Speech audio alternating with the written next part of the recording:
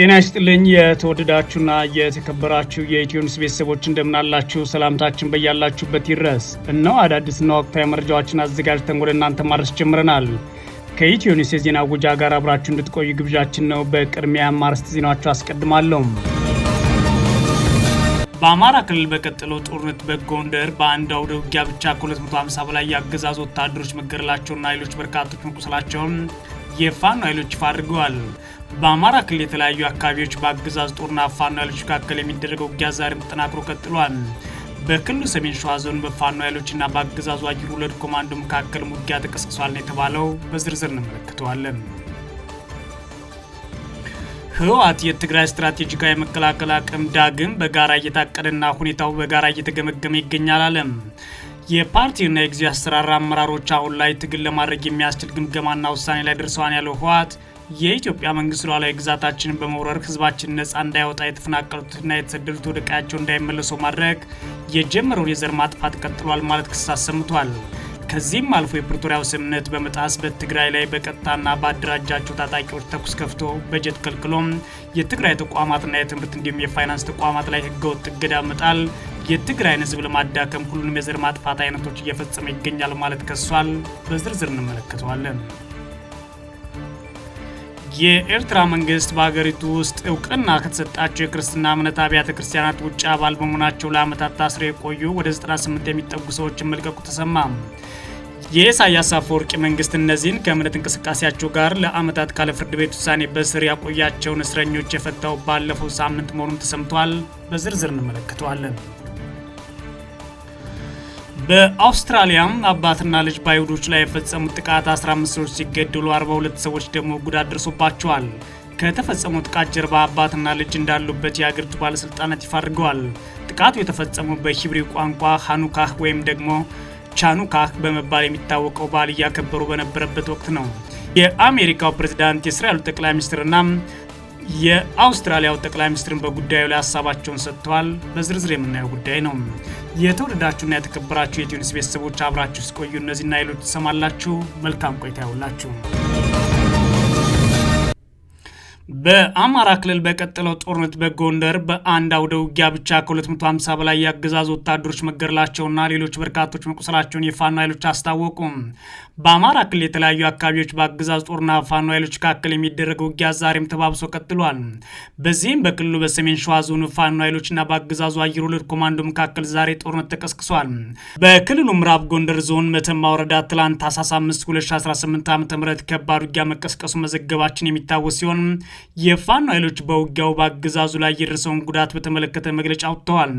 በዚህም በመተማ ወረዳ መሻ የተባለ አካባቢ በተደረገው ውጊያ 253 የአገዛዙ ወታደሮች ሲገደሉ 58 ደግሞ ቆስለዋል ሲሉ የፋኖ ኃይሎች ይፋ ያደረጉት።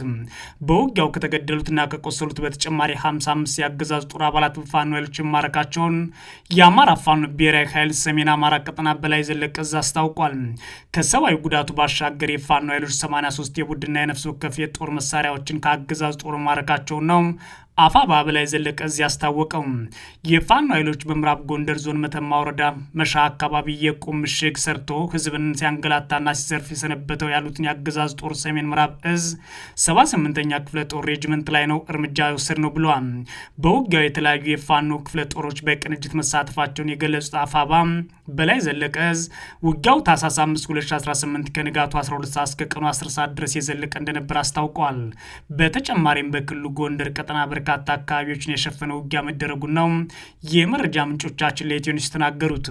የፋኖ ኃይሎች ከደንቢያ ጫሂት ከጣቁሳ ደልጊ በሁለት አቅጣጫ የተንቀሳቀሰውን የአገዛዝ ጦር ላይ የደፈጣ ውጊያ ከፍተው በርካቶች ጉዳት ደርሶባቸዋል ተብሏል። በተለይም በደንቢያ ወረዳ ሳንኪሳና ጅብጀባ አካባቢ 5 ቁጥር የተባለ ስፍራ የሰፈረ የአገዛዝ ጦር በፋኖ ኃይሎች ድንገተኛ ውጊያ ተከፍቶበት ሰብአዊና ቁሳዊ ጉዳት አስተናግዷል ሲሉ የፋኖ የመረጃ ምንጮች ተናግረዋል። በአካባቢው የተከፈተው ድንገተኛ ጥቃት ተከትሎ የአገዛዝ ጦር በአርሶ አደሮች ላይ ከፍተኛ እንግልት ታርሷል ሲሉ የመረጃ ምንጮቻችን አክለው ተናግረዋል። በተመሳሳይ በደቡብ ጎንደር ዞን ሰፊ ቀጠና ያካለለ ከባድ ውጊያ መደረጉን የአማራ ፋኖ ብሔራዊ ኃይል ሰሜን አማራ ቀጠና በላይ ዘለቀ እዝ አስታውቋል። በዞን ውስጥ የመካነ ኢየሱስና ደራ ገላውዲዮስ ከተማ በትላንትናው ዕለት ውጊያ መቀስቀሱ መዘገባችን የሚታወስ ሲሆን በአካባቢው የተቀሰቀሰው ውጊያ አድማሱን አስፍቶ ቀጥሎ መዋሉን ነው አፋባ በላይ ዘለቀ እዚህ ያረጋገጠው።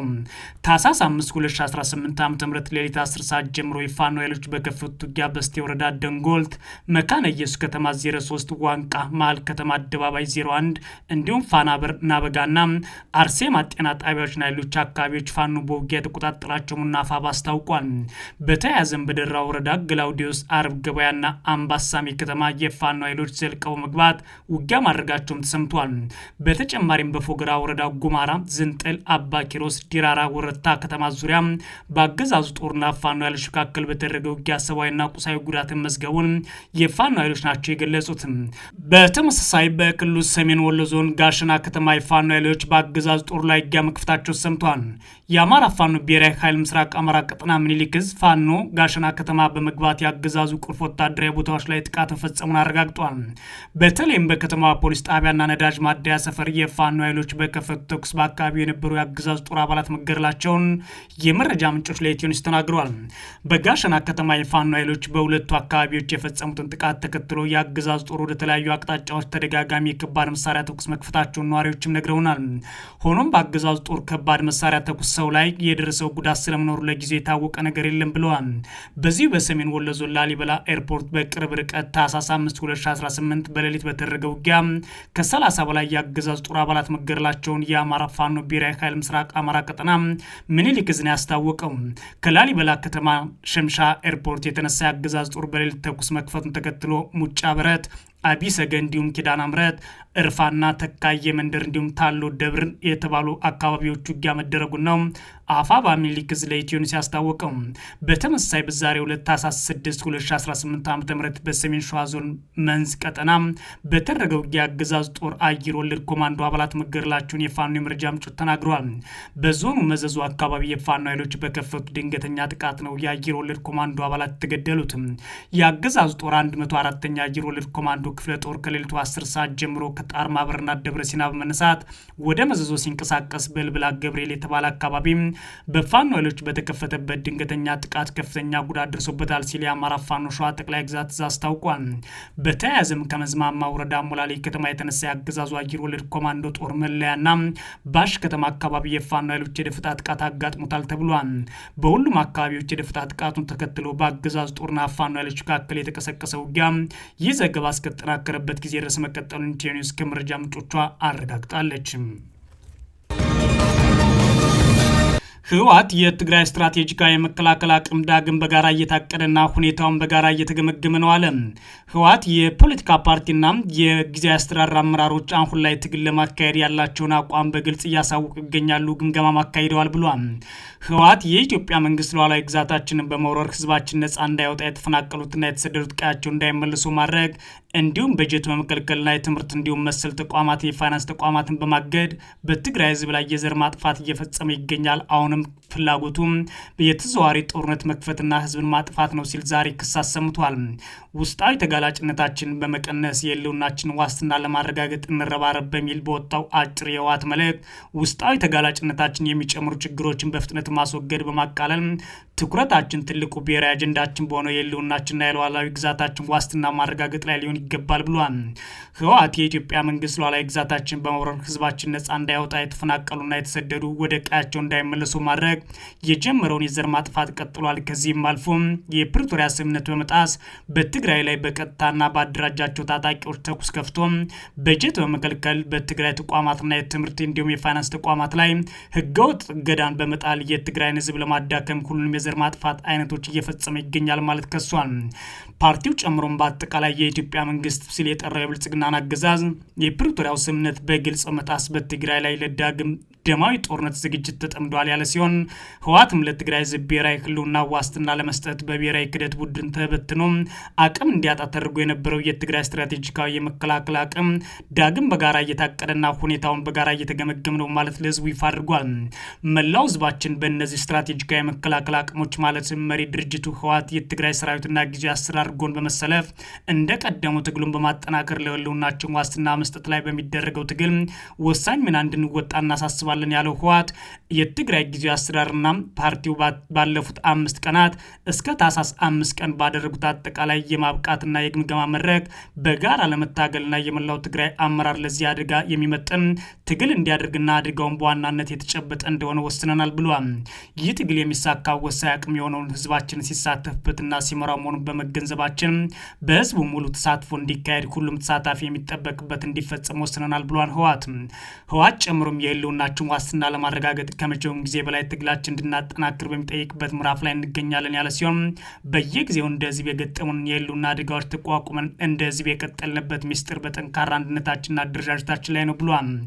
ይህንን የሚያውቁ ጠላቶቻችን ደግሞ ህዝባችንን አንድነት በመሸርሸር ለማዳከም የሚሸርቡት ሴራ በየጊዜ ማፍረስ ዳግም የደመና ስር እየሆነ ያለውን ግልጽ ጦርነት ከሩቅ የምንቀይርበት ሁኔታ መፍጠር ይገባል ያለው ህወሓት ይህንን ውጫዊ አደጋ ተጋላጭነት እንዲጨምር የሚያደርጉ ክፍተቶችን፣ ብልሹ አስተዳደርና የስራ ሂደቶችን ችግሮችን፣ የመልካም አስተዳደርና የክልላዊ ሰላምና ጸጥታ ችግሮች እንዲሁም የዘር ማጥፋት ወራን ተከትሎ የተፈጠሩ ማህበራዊና ኢኮኖሚያዊ ችግሮችን የሚያቃልሉና በራስ መተማመን መሰረት ያደርጉ ተግባራት መፈጸም ይገባናል ስንል ወስነናል ብሏል።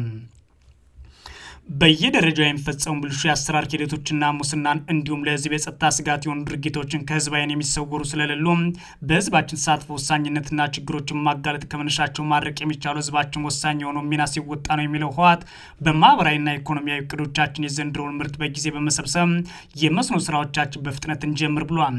ህወሓት ጨምሮ በእኛ ላይ በተፈጸመ የዘር ማጥፋት ምክንያት የተፈጠሩ ማህበራዊ ችግሮች የሚያቃልል ርብርብ ይካሄዳል። የተፈናቀሉና የተሰደዱ ወገኖቻችን ወደ ቀያቸው እንዲመለሱ የምናደርገው ትግል እንዳለ ሆኖ በመጠለያ ማዕከላትና ከህዝብ ጋር ተቀላቅለው በከፋ ኑሮ የሚገኙ ወገኖች ለመደገፍ ወይም እንደመጣንበት ወረዳችን እንዲቀጥል በትምህርትና ጤና ፕሮግራሞች ላይ ትኩረት ሰጠን እንድንሰራ አቅም በፈቀደ መጠን መልሶ ግንባታ ስራዎቻችን እንድንደግፍ ይገባል ማለት ጥሪውን አቅርቧል። ህወሓት ታዲያ አሁን ላይ ያለው ሁኔታችን አጠቃላይ አቅማችን በመገምገም ትግልን ለማካሄድ የሚያስችል አቋም ላይ እንገኛለን እንጂ ዝም ብለን አልተቀመጥንም። ጊዜያዊ አስተዳደሩ ህወሓትና የሰራዊቱ አባላትና አመራሮች በጋራ በመሆን ህዝብን ለማታገል እየተዘጋጁ ይገኛሉ ነው ያለው።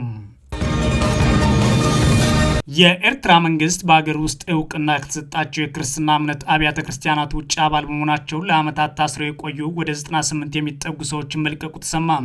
የኢሳያስ መንግስት እነዚህን ከእምነት እንቅስቃሴያቸው ጋር ለዓመታት ካለ ፍርድ ቤት ውሳኔ በስር ያቆያቸውን እስረኞች የፈታው ባለፈው ሳምንት መሆኑን በሀገር ውስጥና በውጭ ያሉ ገልጸዋል ማለት ቢቢሲን የዘገበው።